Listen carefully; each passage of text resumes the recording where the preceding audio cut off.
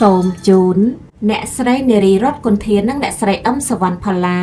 តួអង្គនាងទាវនិងនាងនោះដ៏ល្បីនាពេលអតីតកាល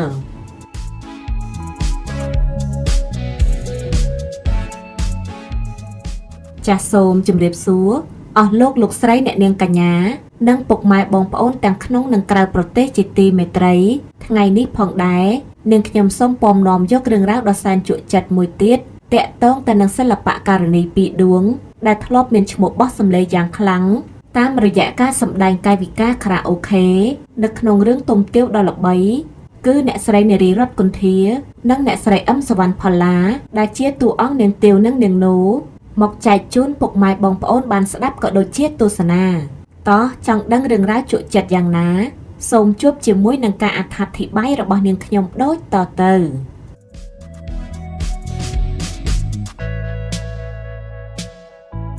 បាទរំលឹកទៅដល់រឿងទុំទាវគ្មានអ្នកណាម្នាក់ដែលថាមិនស្គាល់នោះទេទុំទាវគឺជាប្រភេទអក្សរសិល្ប៍ទំនើបនិងជាប្រឡំលោកបែបមនោសញ្ចេតនារបស់ខ្មែរដ៏ល្បីមួយដែលត្រូវបានផលិតករនានាបានលើកយកមកថតនិងសម្ដែងជាច្រើនក្នុងនោះអ្នកស្រីនារីរតគុន្ធានិងអ្នកស្រីអឹមសវណ្ណផល្លាក៏ជាតួអង្គដ៏ល្បីនៅក្នុងរឿងទុំទាវដែរគឺតួអង្គនាងទាវនិងនាងនោអ្នកស្រីនារីរតគុន្ធាបន្ទាប់ពីសម្ដែងជាតួអង្គនាងទាវក្នុងកម្រងវីដេអូខារ៉ាអូខេរឿងទុំទាវនាអំឡុងឆ្នាំ2000មកអតីតតារាសម្ដែងតួអង្គស្លូតបូតទន់ភ្លន់និងទឹកភ្នែកអ្នកស្រីនារីរតគុន្ធាបានបាត់ស្រមល់ពីវិស័យសិល្បៈសូន្យសងអ្នកស្រីនារីរតគុន្ធាគឺជាអតីតតារាសម្ដែងចំនួនឆ្នាំ80និង90ដ៏ល្បីល្បាញមួយរូបដែលអ្នកស្រីត្រូវបានអ្នកគាំទ្រចាត់ទុកថាជាតារាទឹកភ្នែកដែលនិយមដើរតួកំសត់ហើយដៃគូដែលស័ក្តិសមរបស់អ្នកស្រីគឺលោកច័ន្ទរិទ្ធមេធានីលោកចិត្រាឆានីនិងតារាប្រុសល្បីៗមួយចំនួនទៀតជាដើមចំណែកឯតារាស្រីរួមចំនួនជាមួយអ្នកស្រីមានដូចជាអ្នកស្រីពិសិដ្ឋពីលីកាអ្នកស្រីអំពរទេវីអ្នកស្រីច័ន្ទតារាទីអ្នកស្រីច័ន្ទសេរីរតន៍និងអ្នកស្រីអឹមសវណ្ណផល្លាជាដើម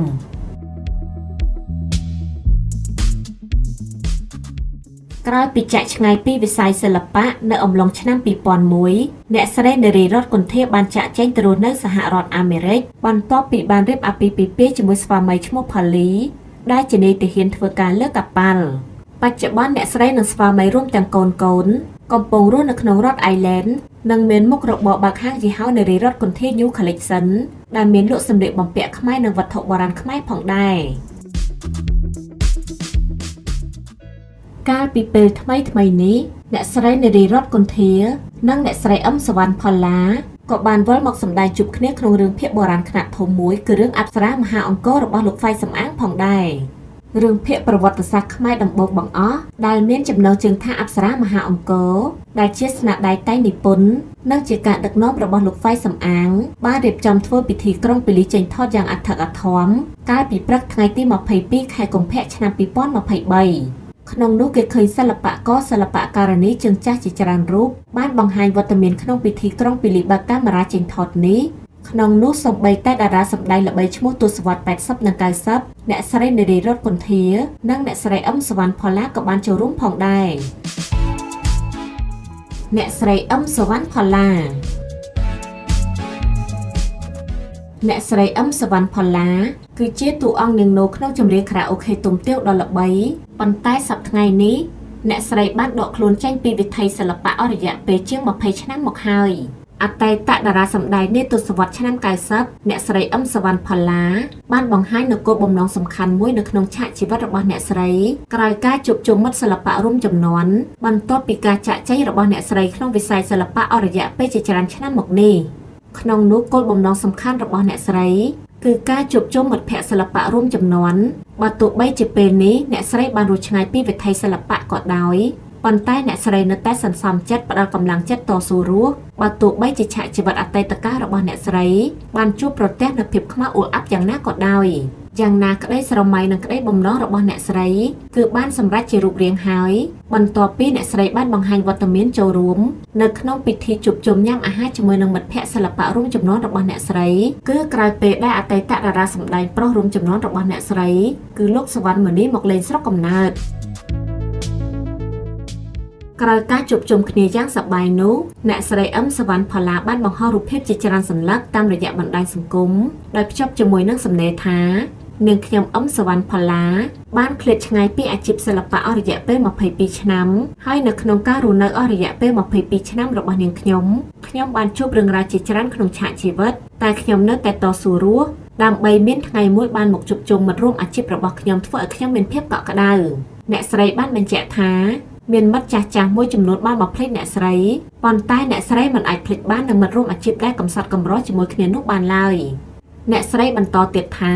ការអញ្ជើញមកដល់របស់បងប្រុសសវណ្ណមនីធ្វើឲ្យតារារួមអាជីពបានជួបជុំគ្នាយ៉ាងសប្បាយរីករាយពួកយើងជួបគ្នាសួរនាំគ្នាអំពីសុខភាពព្រោះថាយើងចាស់អស់ហើយអ្វីដែលសំខាន់បំផុតពួកយើងនៅតែមានសុខភាពល្អគូបញ្ជាក់ផងដែរថាអតីតតារាសម្ដែងលោកសវណ្ណមនីបានមកលេងស្រុកកំណើតនិងបានរៀបចំពិធីជួបជុំមិត្តភ័ក្តិចាស់ដែលជាមិត្តសិល្បៈរួមចំនួនកាលពីថ្ងៃទី22ខែធ្នូឆ្នាំ2022នៅក្នុងរមណីយដ្ឋានមួយកន្លែងក្នុងរាជធានីភ្នំពេញនៅក្នុងពិធីជួបជុំពេលនោះគេសង្កេតឃើញមានវត្តមានលោកទេពរិនដារ៉ូលោកគង់សុភីលោកហមឆូរ៉ាលោកយុត្តរាឆានីអ្នកស្រីឯកអមរានិងអ្នកស្រីអឹមសវណ្ណផល្លាជាដើមដែលអ្នកទាំងអស់នោះសុទ្ធតែជាមិត្តភ័ក្តិរួមចំនួននៅក្នុងវិស័យសិល្បៈក្នុងអំឡុងឆ្នាំ1990អតីតតារាសម្ដែងនៅទសវត្សរ៍ឆ្នាំ90អ្នកស្រីអឹមសវណ្ណផល្លាបានអះអាងថារហូតមកទល់នឹងពេលបច្ចុប្បន្ននេះអ្នកស្រីមិនមានគោលបំណងណាមួយនឹងវិលរកអាជីពសិល្បៈសម្ដែងសារជាថ្មីឡើយបើទោះបីជាពេលបច្ចុប្បន្នវិស័យសិល្បៈភាពយន្តខ្មែរកំពុងតែរីកដុះដាលយ៉ាងណាក្តីការដែលបានវិលមកវិញនេះគឺដោយសារតែអ្នកស្រីគិតថាខ្លួនមានវ័យកាន់តែចាស់និងបានឃ្លាតឆ្ងាយពីសិល្បៈប្រមាណជាង20ឆ្នាំមកហើយខណៈពេលដែលបច្ចុប្បន្នមានតារាថ្មីជាច្រើនដែលកំពុងតែរីកលូតលាស់ដូច្នេះអ្នកស្រីមិនមានបំណងវិលប្រឡូកក្នុងអាជីពនេះទៀតឡើយអ្នកស្រីអឹមសវណ្ណផល្លាបានអះអាងថាទោះបីជាបច្ចុប្បន្នអ្នកស្រីបានសង្កេតឃើញថាវិស័យភាពយន្តខ្មែរកំពុងតែមានភាពរីកចម្រើនទាំងភាពយន្តខ្នាតធំនិងភាពយន្តដែលចាក់បញ្ចាំងតាមទូរទស្សន៍ក៏ដោយប៉ុន្តែអ្នកស្រីនៅតែប្រកាន់ជំហរនិងមិនវិលមកបន្តអាជីពសិល្បៈសារជាថ្មីឡើងវិញឡើយក្នុងនោះអ្នកស្រីបញ្ជាក់ថាអាជីពសិល្បៈនេះអ្នកស្រីបានបោះបង់អស់រយៈពេលជាច្រើនឆ្នាំហើយបន្ទាប់ពីអ្នកស្រីបានសម្រេចចិត្តរៀបការស្វាមីខណៈពេលដែលអ្នកស្រីក៏មិនចង់បង្ហាញមុខសារជាថ្មីលើវិថីចាស់ដោយអ្នកស្រីទុកឱកាសឲ្យតារាថ្មីគេបានសម្ដែងវិញទោះបីជាអ្នកស្រីបានផ្ដាច់អាជីពសិល្បៈចោលទាំងស្រុងក៏ដោយប៉ុន្តែអ្នកស្រីក៏មិនបោះបង់ចោលការជួបជុំនិងការជួបប្រស្រ័យទាក់ទងគ្នាក្នុងនាមជាមិត្តភក្តិជាមួយតារាជើងចាស់នានាដែលអ្នកស្រីធ្លាប់សម្ដែងរួមគ្នាកាលពីអតីតកាលនោះដែរ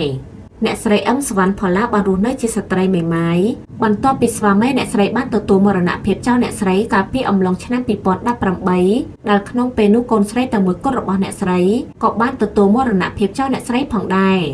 មរណភាពកូនស្រីជាទីស្រឡាញ់របស់អ្នកស្រី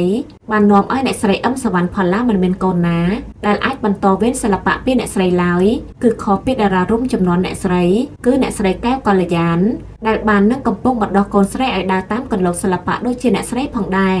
អ្នកស្រីអឹមសវណ្ណផល្លាគឺជាអតីតតារាសម្ដែងដ៏ល្បីឈ្មោះមួយរូបនាអំឡុងឆ្នាំ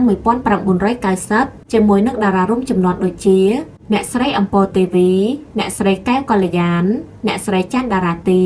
អ្នកស្រីសុកស្រីមុំនិងអ្នកស្រីអ៊ុំសវណ្ណនីជាដើមដែលពេលនោះជាសម័យកាលដែលភាពយន្តខ្មែរកំពុងក្លាយជាទីចាប់អារម្មណ៍ពីសំណាក់ទស្សនិកជនយ៉ាងណាទោះបីជាតារារួមចំនួនជាមួយអ្នកស្រីមួយចំនួនដែលពួកគាត់នៅតែបន្តអាជីពសិល្បៈរហូតមកទល់ពេលបច្ចុប្បន្នក៏ដោយប៉ុន្តែរហូតមកទល់ពេលនេះអ្នកស្រីអឹមសវណ្ណផល្លាមិនបានងាកក្រោយឬចាប់អារម្មណ៍ក្នុងការមកចាប់អាជីពសម្ដែងសារជាថ្មីឡើងវិញដែរបើទោះបីជាអ្នកស្រីអាចនៅរក្សាការសម្ដែងជាតួអង្គម្ដាយក៏ដោយគូបញ្ជាក់ផងដែរថាទុំទាវគឺជាប្រភេទអក្សរសិល្ប៍ទំនើបនិងជាប្រឡំលោកបែបមនោសញ្ចេតនានិងបាននិពន្ធដល់ភិក្ខុសោម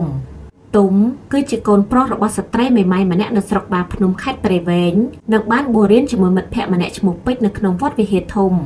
អ្នកទាំងពីរនាក់មានចំណេះដឹងខាងមុនអាគមស្មូតផ្លុំប៉ៃនិងធ្វើតោកលក់ដោយឡែកទុំមានរូបរាងស្អាតនិងមានសម្លេងពីរោះថ្ងៃមួយនេះទាំងពីរបានសុំលោកគ្រូចាស់អធិការយកតោកទៅលក់ទុំនិងពេជ្រដើរលក់រហូតដល់ស្រុកត្បូងឃ្មុំ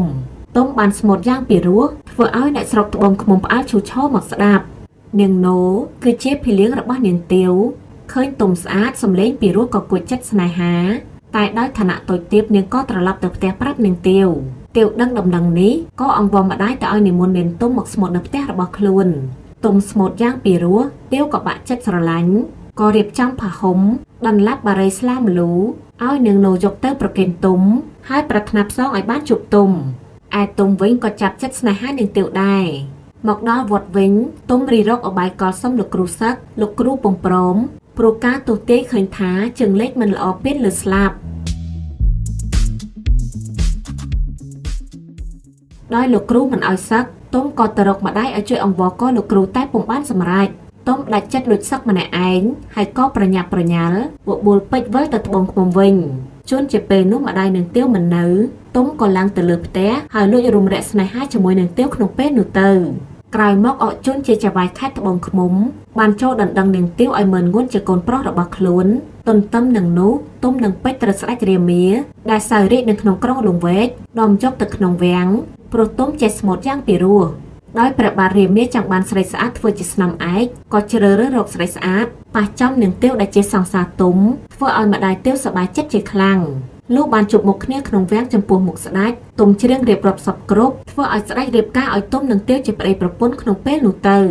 ការនេះធ្វើឲ្យម្ដាយនឹងទាវតូចចិត្តយ៉ាងខ្លាំងក៏ប្រញាប់ប្រញាល់មកស្រុកកំណើតវិញហើយរីរកអបាយកលខ្លែងសម្បត្តិប្រាប់ទៅនាងទាវថាខ្លួនមានជំងឺជាទម្ងន់បានដំណឹងភ្លាមទាវក៏មកមើលម្ដាយដល់ផ្ទះត្រូវម្ដាយចាប់បង្ខំឲ្យរៀបការជាមួយមើលងួនទាវអស់សង្ឃឹមក៏សរសេរសម្បត្តិឲ្យទុំបានដឹងពេលនោះស្ដេចក៏ប្រទានព្រះរាជសារដល់ទុំនឹងពេជ្រដើម្បីខាត់អរជូនមកដល់ផ្ទះទាវទុំវង្វេងស្មារតីអស់សង្ឃឹមផឹកស្រាស្រវឹងប្រគេអោបនឹងទាវចំពោះមុខភ្ញៀវធ្វើឲ្យម្ដាយនឹងទាវខឹងក៏ពន្យល់អរជូនឲ្យទៅចាប់យកទុំទៅសម្លាប់ចោលនៅក្រោមដើមពោធិ៍ជើងខាលដឹងថាប្តីនាងត្រូវគេសម្លាប់ទាវនិងនោក៏តាមរកទុំអ្នកទាំងពីរក៏សម្លាប់ខ្លួនទៅតាមទុំទៅពេជ្រនាំដំណឹងអកុសលនេះទទួលស្ដេចក៏មកកាត់ក្តីចាប់យកអកជូនមើលងួននិងម្ដាយទាវកប់ទាំងរស់ត្រឹមកហើយយករនាស់រស់ពីលើក្បាលរីឯអ្នកត្បូងឃ្មុំបញ្ចូលជាអ្នកងារទាំងអស់នេះគឺជាប្រវត្តិខ្លះៗក្នុងរឿងទុំទាវ